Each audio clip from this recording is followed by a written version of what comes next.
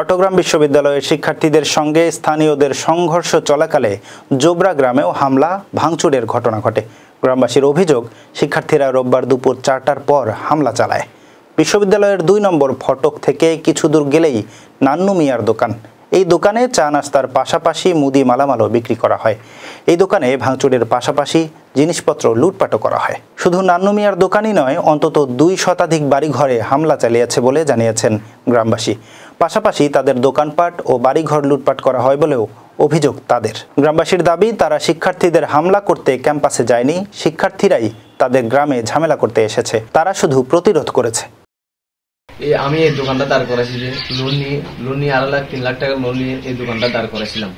যে এখানে সব কিছু নতুন মাল ঢুকেছি, একদম ভরপুর মাল ছিল, তেল ডাল সাবান শ্যাম্পু পাউডার, একদম তাদের যা প্রয়োজন নিত্য প্রয়োজনীয় সব কিছু ছিল। এখানে সব কিছু ঢুকাইছি এই লোন নিয়ে, কিন্তু এরা আমার এখানে বসে আমার এখানে খেয়ে আমার ক্ষতি করে দিয়ে চলে গেছে।